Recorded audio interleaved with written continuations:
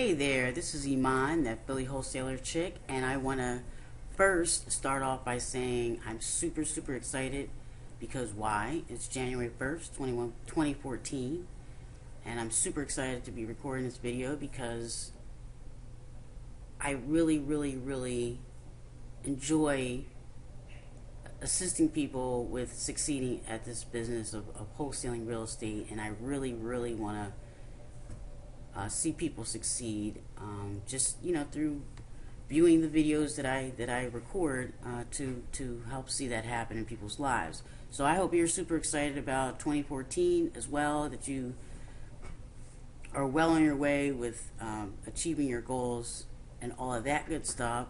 And so another reason why I wanted to record this video is because I often hear people talk about the fact that they've used ListSource and they weren't as successful as they would have liked to have been with the response rates that they receive from their mailings. So this video is going to solve that problem, or for folks. So let's get started. As you can see, we have these menu choices here where you can create your own consumer marketing, homeowner services, mortgage prospects, and investor and foreclosure services. These three can create your consumer marketing, homeowner services, and investor and foreclosure services. All have absentee owners under their those menus. So I'm just going to use select investor and foreclosure services, choose absentee owners to begin to build and compile our list. And not only are we going to build and compile a list of absentee owners, we're going to build and compile a list of absentee owners who own their property free and clear. I personally, target absentee owners who own their property free and clear. I don't want to market to people who have mortgages. That's just me. So that's what we're going to do in this video. So as you can see, we're on our page, the first page to begin to build and compile that list. And we need to select our criteria. So we want to be very targeted with what we in how we build this list. So I'm going to I'm going to choose select criteria, and what that's going to be is zip code. So I'm going to choose zip code. And there's a bit of a lag here, and it's probably going to be a bit of a lag, so my apologies. I'm still using Windows, not a Mac user yet. One of my many goals or things I want to change in 2014. So as you can see, it's processing that request, and our next selection will be to select a state. For me, that will be Pennsylvania, because my target city is in Pennsylvania. So I'm going to scroll down to get to Pennsylvania. We don't want Oregon, we want Pennsylvania. Okay, and once I select Pennsylvania, I will click the add button. Well, no, not the add button, my apologies. Use that add button for to select your zip codes. As you can see, we have two choices here. Either you can highlight your zip codes. You can also select the control button to highlight more than one zip code at a time, and then click the add button. Or, as I'm going to do here, and as it says, you can manually enter your zip codes, and then you just want to separate them by comma, space, tab, return, whatever. So I'm going to type my zip code in, and I'm going to click the add button. So after that's done, I'll click the next button to continue. And on our next page, we're going to get even more specific with compiling our list. So here we are, and we need to select our property type. Or, maybe you choose to leave that blank. I don't know why, but you have that choice. So, I live in the city of Philadelphia, and that's, well, not that I live in the city of Philadelphia, but that's what I target. And the city of Philadelphia is primarily made up of these townhouses. So, I'm going to choose residential townhouse as my property type, and then click the add button.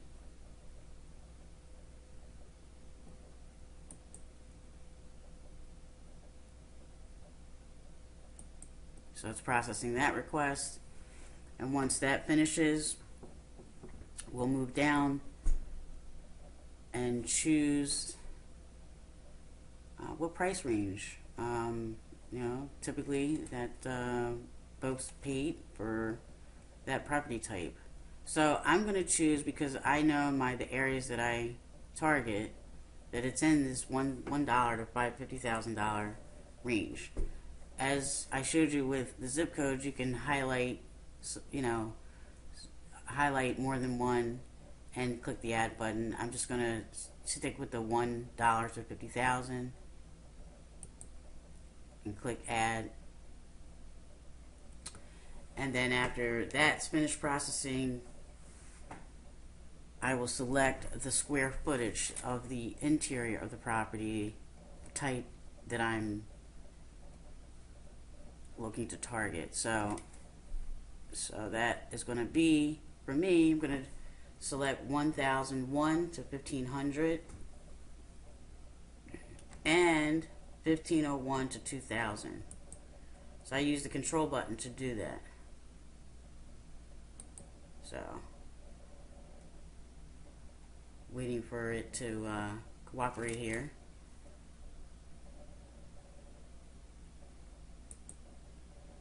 And then I'll click the add button, and that'll process that information. And then we'll move down to, I believe the next section is lot size. Just a second. It's going to scroll down. Or say, for instance, you didn't want to use, the default square footage that they have inside the box. You can choose, you want to really target it, you really want to be very specific, like 1122 to 1594. Then you would put it in the from and the two boxes, and then click the add button. So our next section is the bedroom. How many bedrooms? Typically, how many bedrooms do we want our property types to have? So for me, it's going to be 3, and then in the 2 box, I'll put 4.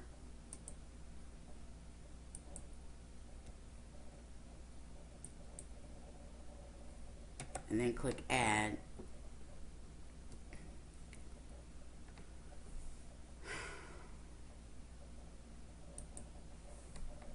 And then it'll process that information.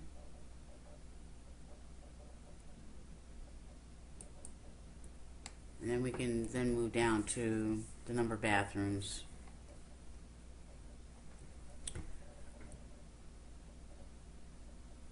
We want our properties to have. Okay, so that's done. We'll move down to the number of bathrooms. And so I'm going to put in 1 to 2, and then click the add button.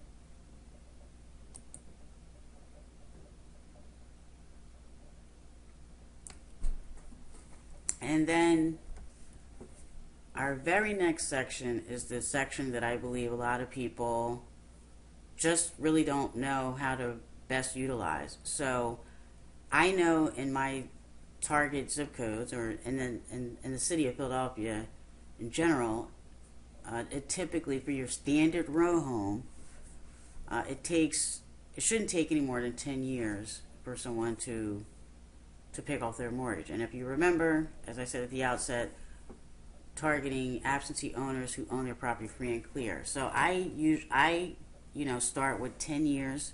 So it's January 1st, 2014. I want to go back from 2004 back. So we have to choose this calendar box to select our date range. So I've selected that, waiting for that to pop up. Just take a few seconds here. And I'm not going to go, like, using ListSource. I've just, I've chosen to go back to like 1970, but I'm not going to do that in this video because I don't, I want to save time. So I'm just going to go back to 2004. And then my to range will remain at January 1st, 2014. So I'm just going back here. It's going to take a couple seconds, so just bear with me. And, because what I'm going to be selecting and for my date range is probably not going to be a ton of absentee owner leads. So, but again, like I said, I'm just showing you how to properly build your list so that you're successful with the response rate that you get, because it's all about a really good response rate. The better the response rate, the more more properties we're putting under contract, provided there aren't title issues with the property, the more deals we're closing. So I'm going to select January 1st, and once after that's selected, it'll process that information. Well, actually, it went to 2003. I'll just leave it at 2003, and then I will click the add button.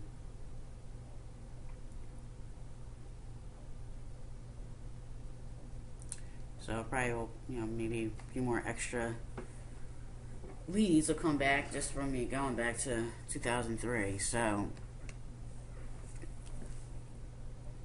it's gonna, take a little bit. Okay, it's done. And we have our lot area section now. For me and other folks that target Philadelphia, lot square footage, lot acreage isn't really important unless you're, I guess, targeting vacant lots. But with just your property type being a residential townhouse, Philadelphia, I mean, they're generally the same.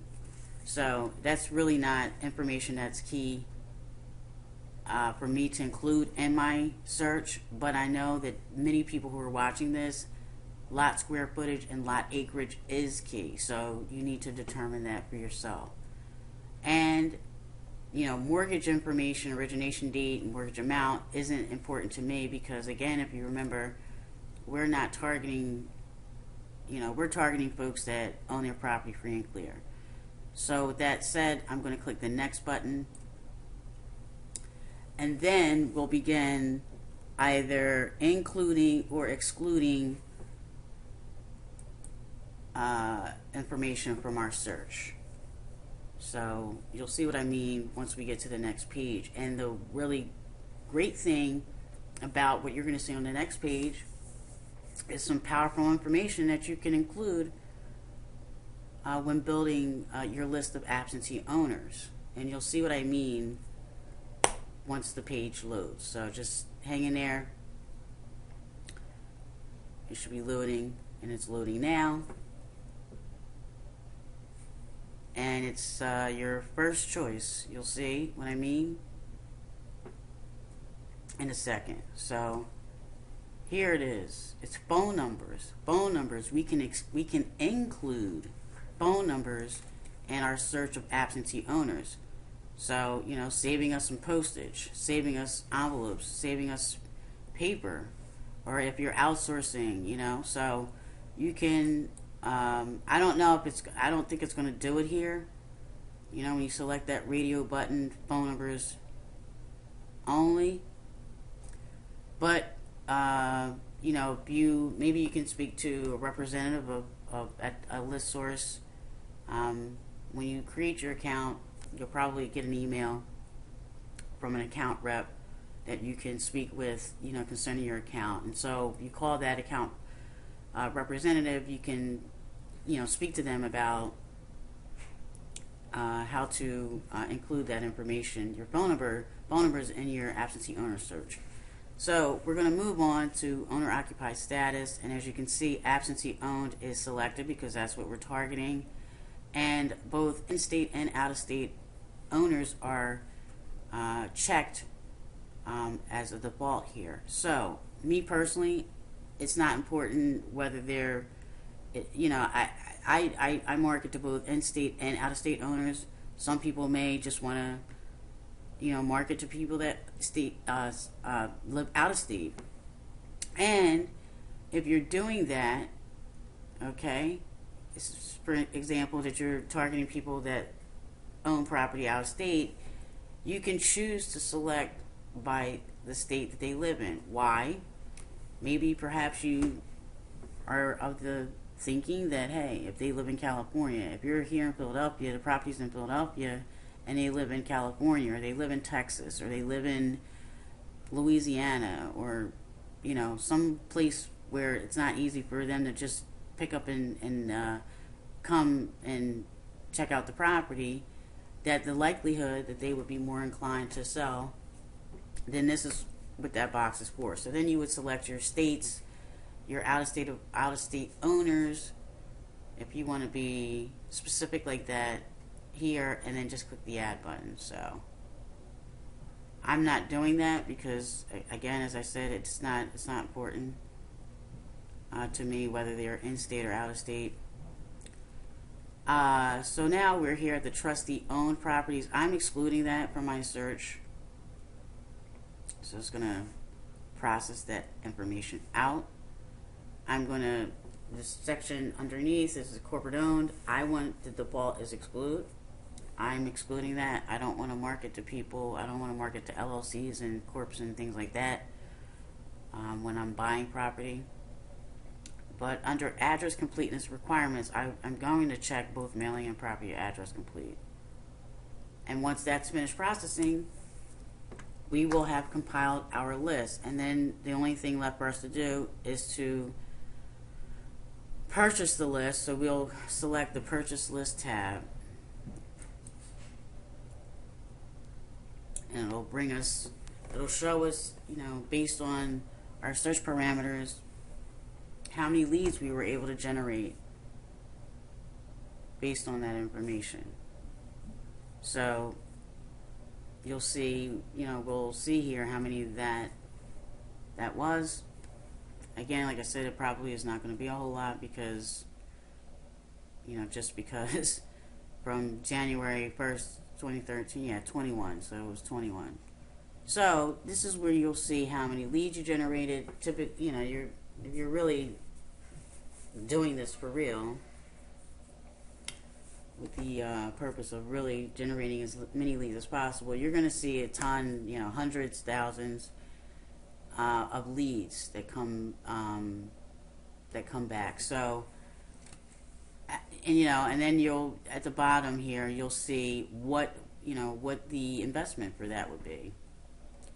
In this example, it's only $1.68. So, but just say, for example, it was $1,000. You don't have to, and you don't have the budget for it, right? So, ListSource gives you the option to do,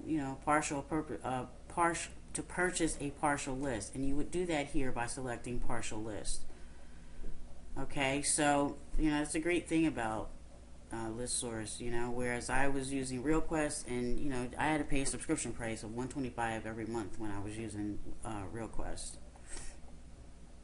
So we're going to go back down and just hey, I'm not ready to purchase this at the moment. So what do? You click the save criteria. One second. We're going to click save criteria, and once we click that, it'll, a little dialog box will pop up for us to save our criteria and then name the list that we just pulled. So just, hang in there, give it a few seconds, it'll pop up. We'll name our list, save it, and then, then you're done. And you just come back, easy reference to just pull that information up for yourself. So we have the little blank box here. It'll say you'll have space to name your list, and then click save, and then that's it.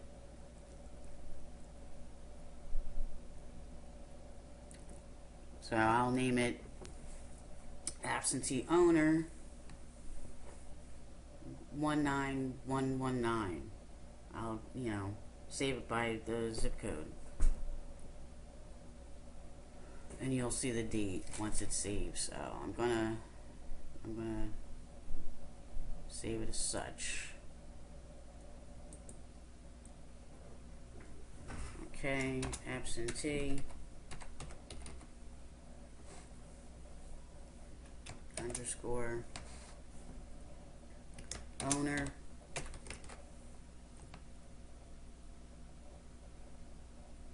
underscore 19119.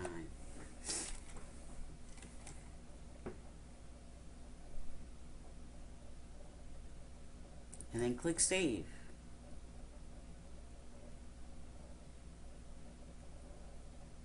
Oh, okay, that's right. See it once before. 1 second. And I'll underscore it 19119 1. And then I'll click the save button.